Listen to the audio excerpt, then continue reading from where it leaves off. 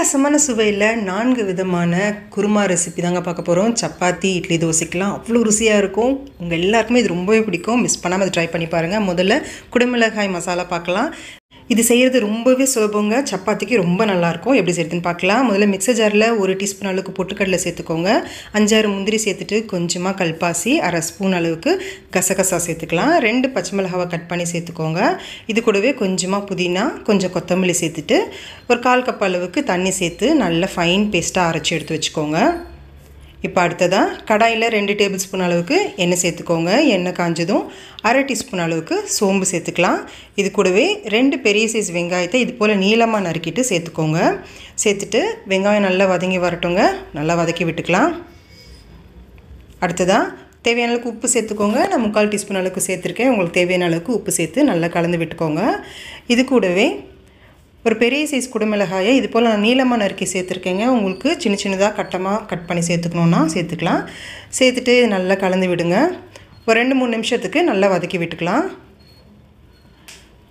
அடுத்ததாக 1 டீஸ்பூன் அளவுக்கு இஞ்சி பூண்டு விழுது சேர்த்துக்கோங்க. இஞ்சி பூண்டு விழுதோட பச்சை வாசனை போகிற வரைக்கும் நல்லா கலந்து விடுங்க. மிதமான தீயில் வச்சுட்டு ஒரு 2-3 நிமிஷத்துக்கு வதக்கி விட்டுக்கோங்க. அடுத்ததாக ஒரு பெரிய சைஸ் தக்காளியை இது போல் பெருசாக கட் பண்ணி சேர்த்துக்கோங்க. தக்காளி குழஞ்சி வரணும்னு அவசியம் கிடையாதுங்க. ஒரு 2-3 நிமிஷத்துக்கு வதக்கி விட்டிங்கனாலே போதுமானது. இப்போ நல்லா வதக்கி விட்டாச்சுங்க. இப்போ அடுத்ததாக வேர்க்கடலை 2 டேபிள் ஸ்பூன் அளவுக்கு வேர்க்கடலை, வறுத்த வேர்க்கடலையை கொஞ்சம் குறப்பாக அரைச்சி இதில் சேர்த்துக்கோங்க. இது கூட 1/4 டீஸ்பூன் மஞ்சள் தூள், 1 டீஸ்பூன் வெறுமிளகாய் தூள், 1/2 டீஸ்பூன் கரம் மசாலா, 1 டீஸ்பூன் மல்லித்தூள் சேர்த்துட்டு ஸ்டவ்வை லோ ஃப்ளேமில் வச்சுடுங்க. இல்லைன்னா அடிப்பிடிச்சிடும். நல்லா கலந்து விடுங்க. மசாலாலாம் நல்லா வெந்து வரணும். ஒரு 2 நிமிஷத்துக்கு பச்சை வாசனைலாம் போகிற வரைக்கும் நல்லா கலந்து விட்டுக்கலாம். அடுத்ததாக இப்போ நம்ம அரைச்சி வச்சுருக்க பேஸ்ட்டு சேர்த்துக்கலாம். சேர்த்துட்டு இது கூடவே தேவையான அளவுக்கு தண்ணி சேர்த்துக்கோங்க. நான் இப்போதைக்கு 1 கப் அளவுக்கு சேர்த்துருக்கேன். பின்னாடி தேவைப்பட்டுச்சுன்னா நம்ம எக்ஸ்ட்ராவாக சேர்த்துக்கலாம். இப்போ இது நல்லா கலந்து விடுங்க. குடமிளகாய், வெங்காயம் எல்லாம் நல்லா வெந்து வரணும். நல்லா கலந்து விடுங்க. ஒரு 2 நிமிஷத்துக்கு கொதி வந்த பிறகு 2 டேபிள் ஸ்பூன் அளவுக்கு புளிப்பு இல்லாத கெட்டியான தயிர் சேர்த்துட்டு இது நல்லா கலந்து விடுங்க. இப்போ இது நல்லா கலந்து விட்டுக்கோங்க. கலந்து விட்டுட்டு இப்போ தேவையான அளவுக்கு தண்ணி சேர்த்துக்கோங்க. நான் 1/2 கப் அளவுக்கு தண்ணி சேர்த்துருக்கேங்க. சேர்த்துட்டு இது நல்லா கலந்து விட்டுக்கோங்க. கலந்து விட்டுட்டு மூடி வச்சுடுங்க. இது மிதமான தீயில் ஒரு 3 நிமிஷத்துக்கு வெந்து வரட்டும். இப்போ 3 நிமிஷம் ஆகிடுச்சு பாருங்கள். எண்ணெயெல்லாம் பிரிஞ்சு குடமிளகாய் நல்லா வெந்து வந்திருக்கு. இதுதான் கரெக்டான கன்சிஸ்டன்சி. அவ்வளோதாங்க. கொத்தமல்லி தூவியாக இருக்குங்க. சூப்பரான ஒரு சைட் டிஷ் ரெடி. அடுத்ததாக முட்டை குருமா தாங்க பார்க்க போகிறோம். இது என்னோடய ஃபேவரட்டும் கூட. மிஸ் பண்ணாமல் ட்ரை பண்ணுங்கள். சப்பாத்திக்கு அவ்வளோ ருசியாக இருக்கும். இதுக்கு முதல்ல குக்கரில் 2 டேபிள் ஸ்பூன் அளவுக்கு எண்ணெய் சேர்த்துக்கோங்க. எண்ணெய் காஞ்சதும் 2 பட்டை, 4 கிராம்பு, 2 ஏலக்காய், 1/2 ஸ்பூன் அளவுக்கு சோம்பு சேர்த்துக்கோங்க. சேர்த்துட்டு மீடியம் ஃப்ளேமில் வச்சுட்டு இதை கலந்து விட்டுக்கோங்க. அடுத்ததாக ஒரு 25 சின்ன வெங்காயத்தை நல்லா பொடியாக நறுக்கிட்டு சேர்த்துருக்கேங்க. இது கூட 2 பச்சை மிளகாய் முழுசாகவே சேர்த்துட்டு மிதமான தீயில் வச்சு நல்லா வதக்கி விட்டுக்கோங்க. வெங்காயம் நல்லா வதங்கி வரணும். சின்ன வெங்காயம் சேர்த்திங்கன்னா இந்த முட்டை குருமா ரொம்பவே டேஸ்ட் நல்லா இருக்குங்க. பாருங்கள், இந்த அளவுக்கு நல்லா வதங்கி வந்த பிறகு ஒரு பெரிய சைஸ் வெங்காயத்தை நல்லா மிக்ஸி ஜாரில் பேஸ்ட்டாக அரைச்சிட்டு சேர்த்துருக்கேன். சேர்த்துட்டு எண்ணெய் பிரிஞ்சு வர வரைக்கும் இது நல்லா வதக்கி விட்டுக்கோங்க. பச்சை வாசனை போகிற வரைக்கும் வதக்கி விடணுங்க. அப்போ தான் டேஸ்ட் ரொம்ப நல்லாயிருக்கும். அடுத்ததாக 1 டீஸ்பூன் அளவுக்கு இஞ்சி பூண்டு விழுது சேர்த்துட்டு நல்லா கலந்து விடுங்க. ஒரு 3 நிமிஷத்துக்கு மிதமான தீயில் வதக்கி விட்டுக்கோங்க. அடுத்து 2 பெரிய சைஸ் தக்காளி, நல்லா பழுத்த தக்காளியாக எடுத்து பொடியாக நறுக்கிட்டு சேர்த்துக்கோங்க. தக்காளி நல்லா குழஞ்சி வரணும். நல்லா வதக்கி விட்டுக்கலாம். அடுத்ததாக தேவையான அளவுக்கு உப்பு சேர்த்துக்கோங்க. நான் 1 ஸ்பூன் அளவுக்கு சேர்த்துருக்கேன். சேர்த்துட்டு நல்லா கலந்து விடுங்க. இப்போது புதினாவும் கொத்தமல்லியும் சேர்த்துருக்கேங்க. பாருங்கள், நான் காமிச்சிருக்க அளவுக்கு சேர்த்துக்கோங்க. இந்த ரெசிபிக்கு கண்டிப்பாக புதினா கொத்தமல்லி இந்த அளவுக்கு சேர்த்தா தான் ரொம்ப நல்லாயிருக்கும். சேர்த்துட்டு நல்லா கலந்து விடுங்க. அடுத்ததாக ஒரு மிக்சர் ஜாரில் 1/4 கப் அளவுக்கு தேங்காய் சேர்த்துக்கோங்க. இது கூட 1 டேபிள் ஸ்பூன் பொட்டுக்கடலை, 1/2 ஸ்பூன் மிளகு, அடுத்து 1/2 ஸ்பூன் அளவுக்கு கசகசா, கொஞ்சமாக தண்ணி சேர்த்து நல்லா பேஸ்ட்டாக அரைச்சி எடுத்துக்கோங்க. நான் முந்திரி சேர்க்க மறந்துட்டேங்க. ஒரு 5-6 முந்திரி சேர்த்துக்கோங்க. சேர்த்துட்டு கொஞ்சம் தண்ணி சேர்த்து நல்லா ஃபைன் பேஸ்ட்டாக இது போல் ஸ்மூத் பேஸ்ட்டாக அரைச்சி தனியாக எடுத்து வச்சுக்கலாம். இப்போ வெங்காயம் தக்காளி நல்லா வதங்கி வந்துடுச்சு. இது லேசாக கலந்து விட்டுட்டு 1/4 டீஸ்பூன் மஞ்சள் தூள், 1 டீஸ்பூன் வெறுமிளகாய் தூள், அடுத்து 1 டீஸ்பூன் அளவுக்கு மல்லித்தூள், 1 டீஸ்பூன் சிக்கன் மசாலா சேர்த்துருக்கேங்க. இது ஆப்ஷனல் தான். சிக்கன் மசாலா இல்லைன்னா 1/2 ஸ்பூன் அளவுக்கு கரம் மசாலாவை சேர்த்துக்கலாம். லோ ஃப்ளேமில் வச்சு மசாலாவை நல்லா கலந்து விட்டுக்கோங்க. இப்போது நம்ம அரைச்சி வச்சுருக்க தேங்காய் பேஸ்ட்டை சேர்த்துக்கலாம். சேர்த்துட்டு உங்களுக்கு இந்த குருமாவுக்கு தேவையான கன்சிஸ்டன்சிக்கு தண்ணி சேர்த்துக்கோங்க. நான் ஒரு 2.5 கப் அளவுக்கு தண்ணி சேர்த்துருக்கேங்க. நீங்கள் எவ்வளோ தண்ணி சேர்த்திங்கனாலும் இந்த குருமா கெட்டியாக தாங்க வரும். அதனால் நான் ஒரு 2.5 கப் சேர்த்துருக்கேன். சேர்த்துட்டு நல்லா கலந்து விடுங்க. இது ஒரு 5 நிமிஷத்துக்கு நல்லா கொதி வரட்டுங்க. மசாலாலாம் நல்லா வெந்து வரணும். இப்போ ஒரு 5 நிமிஷம் ஆயிடுச்சு. இப்போ ஸ்டவ்வை நல்லா லோ ஃப்ளேமில் வச்சுட்டு முட்டைகளை இது போல் உடச்சி ஊற்றிக்கோங்க. கலந்து விட வேண்டாங்க. முட்டைகளை உடச்சி ஊற்றினதும் குக்கரை மூடி வச்சிடலாம். மிதமான தீயில் 2 விசில் வரட்டும். 2 விசில் வந்த பிறகு பாருங்கள், கொத்தமல்லி தூவி விட்டு கலந்து விடுங்க. அவ்வளோதாங்க, ரொம்பவே ருசியாக இருக்கும். கண்டிப்பாக மிஸ் பண்ணாமல் ட்ரை பண்ணுங்கள். உங்களுக்கு ரொம்பவே இது பிடிச்சிருக்கும். அடுத்ததாக காராமணி உருளைக்கிழங்கு குருமா. இது சப்பாத்திக்கு அவ்வளோ பர்ஃபெக்டாக இருக்கும். இட்லி தோசைக்கும் சூப்பராக இருக்கும். எப்படி செய்யுதுன்னு பார்க்கலாம். குக்கரில் 4 டேபிள் ஸ்பூன் அளவுக்கு எண்ணெய் சேர்த்துக்கோங்க. எண்ணெய் காஞ்சதும் 2 பிரிஞ்சி இலை, 1 துண்டு பட்டை, 2 ஏலக்காய், 4-5 கிராம்பு சேர்த்துக்கோங்க. அடுத்து 2 பச்சை மிளகாயை இது போல் பொடியாக நறுக்கிட்டு சேர்த்துக்கோங்க. அடுத்து ஒரு பெரிய சைஸ் வெங்காயங்க, நல்ல பெரிய சைஸ் வெங்காயத்தை எடுத்துருக்கேன். நீங்கள் மீடியம் சைஸ் வெங்காயம்னா 2 எடுத்துக்கூடும். இது போல் நல்ல பேஸ்ட்டாக அரைச்சிட்டு சேர்த்துக்கோங்க. இது கூட 2 கொத்து அளவுக்கு கருவேப்பிலையும் சேர்த்துட்டு பச்சை வாசனை போகிற வரைக்கும் நல்லா வதக்கி விட்டுக்கோங்க மிதமான தீயில் வச்சுட்டு. அடுத்து இது கூட கொஞ்சமாக கல்பாசி சேர்த்துக்கோங்க. இந்த கல்பாசியை சேர்க்க மறந்துடாதீங்க. அப்போ தான் இந்த குருமா ரொம்ப நல்லாயிருக்கும். சேர்த்துட்டு நல்லா கலந்து விடுங்க. அடுத்ததாக 1 டீஸ்பூன் அளவுக்கு இஞ்சி பூண்டு விழுது சேர்த்துட்டு இஞ்சி பூண்டு விழுதோட பச்சை வாசனைலாம் போகிற வரைக்கும் ஒரு 3 நிமிஷத்துக்கு மிதமான தீயில் நல்லா வதக்கி விட்டுக்கலாம். அடுத்ததாக தக்காளி சேர்த்துக்கோங்க. 3 மீடியம் சைஸ் தக்காளியை நல்லா பொடியாக நறுக்கிட்டு சேர்த்துக்கலாம். சேர்த்துட்டு தக்காளி நல்லா குழஞ்சி வரணுங்க. அப்போ தான் நல்லா குருமா சூப்பராக இருக்கும். நல்லா வதக்கி விட்டுக்கோங்க.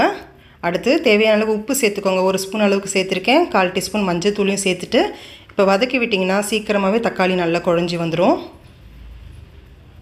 இப்போ நல்லா கலந்து விட்டுடலாம். பாருங்கள், இந்த அளவுக்கு தக்காளி நல்லா குழஞ்சி வந்துட்ட பிறகு இப்போ 2 உருளைக்கிழங்கு நல்லா தோல் உரிச்சிட்டு இது போல் சின்ன சின்னதாக கட் பண்ணி சேர்த்துக்கோங்க. அடுத்து காராமணி சேர்த்துருக்கேங்க. இது ஃப்ரெஷ்ஷான காராமணி. நீங்கள் காஞ்ச காராமணி சேர்க்குறதா இருந்தால் ஒரு 6 மணி நேரம் ஊற வச்சுட்டு சேர்த்துக்கோங்க. சேர்த்துட்டு நீங்கள் காராமணி தான் கிடையாது, இதுக்கு பதிலாக நீங்கள் கொண்டக்கடலை சேர்த்துக்கலாம், பச்சை பட்டாணி சேர்த்துக்கலாம். இது உங்கள் ஆப்ஷனல் தான். பட் இந்த காராமணியில் டேஸ்ட் ரொம்பவே நல்லாயிருக்கும். செஞ்சு பாருங்கள். சேர்த்துட்டு நல்லா கலந்து விட்டு ஒரு 10 இலை புதினா இலையை சேர்த்துக்கோங்க. 1 டீஸ்பூன் வெறும் மிளகாய் தூள், 1/2 டீஸ்பூன் கரம் மசாலா, 1/2 டீஸ்பூன் சீரகத்தூள், 1 டீஸ்பூன் மல்லித்தூள் இதெல்லாம் சேர்த்துட்டு லோ ஃப்ளேமில் வச்சுக்கோங்க. இப்போ இது நல்லா கலந்து விட்டுக்கோங்க. மசாலா எதுவும் அடிபிடிக்காத மாதிரி நல்லா கலந்து விட்டுக்கலாம். கலந்து விட்ட பிறகு இப்போ தேவையான அளவுக்கு தண்ணி சேர்த்துக்கோங்க. நான் 1 கப் அளவுக்கு சேர்த்துருக்கேன். தேவைப்பட்டால் கடைசியாக சேர்த்துக்கலாம். சேர்த்துட்டு நல்லா கலந்து விடுங்க. கலந்து விட்டுட்டு இப்போது இது கொதி வரட்டும். நம்ம அதுக்குள்ளே ஒரு மசாலா அரைச்சிக்கலாம். மிக்ஸி ஜாரில் 1/2 கப் அளவுக்கு தேங்காய் சேர்த்துக்கோங்க. இது கூட 5 முந்திரி பருப்பு சேர்த்துக்கலாம். 1 டீஸ்பூன் பொட்டுக்கடலை, 1/2 டீஸ்பூன் சோம்பு இது சேர்த்துட்டு கொஞ்சமாக தண்ணி சேர்த்து நல்லா இந்த மாதிரி மையாக அரைச்சி எடுத்துக்க வச்சுக்கோங்க. இப்போ பாருங்கள், நல்லா கொட்டை உருளைக்கிழங்கு எல்லாம் ரொம்ப நல்லா வெந்து வந்திருக்கு திக்கான கன்சிஸ்டன்சிக்கு. இப்போ இது நல்லா கலந்து விட்டுட்டு நம்ம அரைச்சி வச்சுருக்க தேங்காய் பேஸ்ட்டை சேர்த்துக்கோங்க. சேர்த்துட்டு இது கூடவே 1 கப் அளவுக்கு நான் தண்ணி சேர்த்துருக்கேன். உங்களுக்கு நல்ல குழம்பு கன்சிஸ்டன்சிக்கு வேணும்னா ஒரு 1.5 கப் அளவு கூட நீங்கள் சேர்த்துக்கலாங்க. சேர்த்துட்டு நல்லா கலந்து விடுங்க. கலந்து விட்டுட்டு கடைசியாக 1 டீஸ்பூன் அளவுக்கு கஸ்தூரி மெத்தி சேர்த்து நல்லா கலந்து விட்டுட்டு குக்கரை மூடி வச்சிடலாம். நான் பச்சையாக இருக்கிற காராமணியை சேர்த்துருக்கிறதால 2 விசிலே போதுமானது. நீங்கள் காஞ்ச காராமணியை ஊற வச்சு யூஸ் பண்ணுறீங்கன்னா 3 விசில் வச்சு எடுத்துக்கோங்க.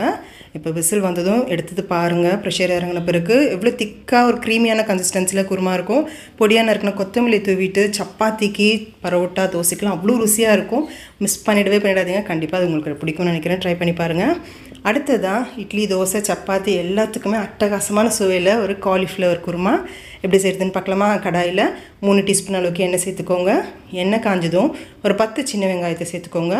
அடுத்து ஒரு 6 பல் பூண்டு, ஒரு 1 இன்ச் அளவுக்கு இஞ்சி சின்னதாக கட் பண்ணிவிட்டு சேர்த்துக்கோங்க. அடுத்ததாக 2 பச்சை மிளகாயை சேர்த்துட்டு மிதமான தீயில் வச்சு நல்லா வதக்கி விட்டுக்கோங்க. இந்த ரெசிபிக்கு சின்ன வெங்காயம் சேர்க்கும் போது டேஸ்ட் ரொம்ப நல்லாயிருக்கும். சின்ன வெங்காயம் இல்லைன்னா நீங்கள் 2 மீடியம் சைஸ் வெங்காயத்தை சேர்த்து கூட பண்ணலாம்.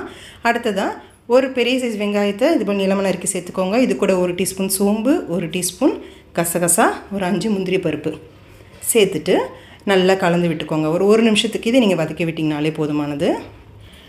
கடைசியாக 1 டீஸ்பூன் அளவுக்கு பொட்டுக்கடலை சேர்த்துக்கோங்க. சேர்த்துட்டு ஸ்டவ் ஆஃப் பண்ணிவிட்டு இது நல்லா கலந்து விட்டுக்கோங்க. கலந்து விட்டுட்டு இப்போ இது நல்லா ஆற வச்சுடுங்க. ஆற வச்சுட்டு கொஞ்சம் தண்ணி சேர்த்து இது போல் நல்லா மையாக அரைச்சி தனியாக எடுத்து வச்சுக்கோங்க. இப்போ மறுபடியும் ஒரு கடாயில் 3 டீஸ்பூன் அளவுக்கு எண்ணெய் சேர்த்துக்கோங்க. எண்ணெய் காஞ்சதும் பட்டை, ஏலக்காய், கொஞ்சமாக கல்பாசி சேர்த்துட்டு கலந்து விட்டுக்கோங்க. நல்லா கலந்து விட்ட பிறகு இப்போ அடுத்ததாக ஒரு பெரிய சைஸ் வெங்காயத்தை இது போல் நீளமாக நறுக்கி சேர்த்துக்கோங்க. இது கூடவே ஒரு பிரிஞ்சி இலையும் சேர்த்துக்கலாம். சேர்த்துட்டு வெங்காயத்தை நல்லா வதக்கி விட்டுக்கோங்க. அடுத்து ஒரு கொத்து கருவேப்பிலையும் சேர்த்துட்டு கலந்து விடுங்க. இப்போ தக்காளி சேர்த்துக்கலாம். 2 நல்ல பழுத்த தக்காளி, மீடியம் சைஸ் தக்காளி எடுத்துருக்கேங்க. பொடியாக நறுக்கிட்டு சேர்த்துக்கோங்க. சேர்த்துட்டு தக்காளி நல்லா குழஞ்சி வதங்கி வரட்டும். நல்லா கலந்து விட்டுக்கோங்க. இப்போது தேவையான அளவுக்கு உப்பு சேர்த்துக்கோங்க. 1 டீஸ்பூன் அளவுக்கு உப்பு சேர்த்துருக்கேன். 1/2 டீஸ்பூன் மஞ்சள் தூளையும் சேர்த்துருக்கேன். சேர்த்துட்டு நல்லா கலந்து விடுங்க. உப்பு சேர்த்த பிறகு தக்காளி சீக்கிரமாக குழஞ்சி வந்துடும். பாருங்கள், இந்தளவுக்கு நல்லா வதங்கி வந்த பிறகு இப்போ ஒரு உருளைக்கிழங்க நல்லா வேக வச்சுட்டு அதை இது போல் நல்லா நசுக்கி விட்டுருக்கேங்க. மேஷர் வச்சு அது போல் நசுக்கிட்டு சேர்த்துக்கோங்க. சேர்த்துட்டு இப்போ இது நல்லா கலந்து விடுங்க. உருளைக்கிழங்கு சேர்க்குறதால குழம்பு ரொம்பவே திக்கானும் க்ரீமியான கன்சிஸ்டன்சியில் நம்மளுக்கு கிடைக்கும். அடுத்ததாக 1/4 கிலோ அளவுக்கு காலிஃப்ளவர் சேர்த்துருக்கேன். சுடு தண்ணியில் ஒரு 2 நிமிஷத்துக்கு கொதிக்க வச்சு எடுத்து சேர்த்துருக்கேங்க. சேர்த்துட்டு நல்லா கலந்து விட்டுக்கோங்க. மசாலாலாம் ஒட்டி வர மாதிரி நல்லா கலந்து விட்ட பிறகு இப்போ 1 டீஸ்பூன் மல்லித்தூள், 1 டீஸ்பூன் வெறுமிளகாய்த்தூள், 1/2 டீஸ்பூன் கரம் மசாலா சேர்த்துட்டு மசாலா எல்லாம் ஒட்டி வரட்ட அளவுக்கு நல்லா கலந்து விட்டுக்கோங்க. இப்போ நம்ம அரைச்சி வச்சுருக்க தேங்காய் பேஸ்ட்டை சேர்த்துக்கலாம். சேர்த்துட்டு நான் இது கூட 4 கப் அளவுக்கு தண்ணி சேர்த்துருக்கேங்க. நீங்கள் எவ்வளோ தண்ணி சேர்த்திங்கனாலும் இது நல்ல திக்கான க்ரீமியான கன்சிஸ்டன்சியில் நம்மளுக்கு இந்த கிரேவி கிடைக்கும். 4 கப் அளவுக்கு தண்ணி போதுமானது. சேர்த்துட்டு நல்லா கலந்து விட்டுக்கோங்க.